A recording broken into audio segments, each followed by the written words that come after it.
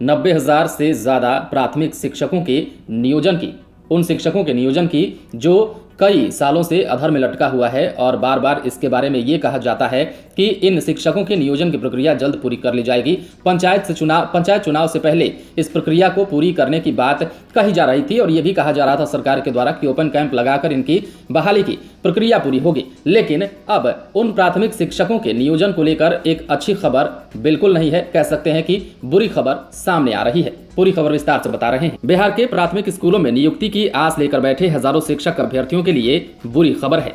शिक्षा विभाग ने 90,000 से ज्यादा प्राथमिक शिक्षकों की नियोजन प्रक्रिया को फिर से स्थगित कर दिया है।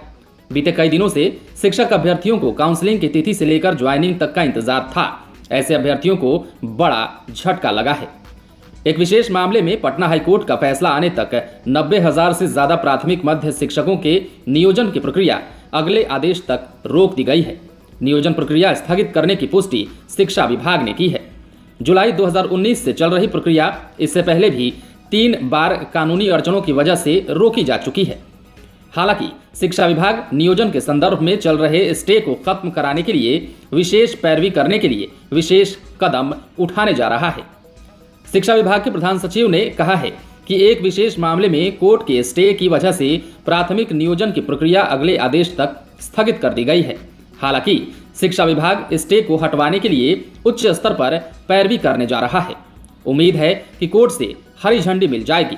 विधि सम्मत तरीके से नियोजन पूरा कराने विभाग पूरा प्रयास कर रहा है।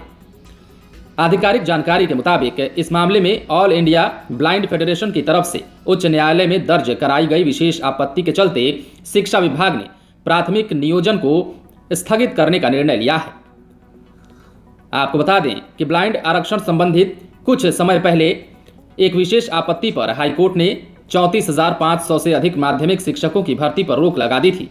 इसके बाद इस रोक के दायरे में 90,700 प्राथमिक शिक्षकों के नियोजन की प्रक्रिया को भी ले लिया था।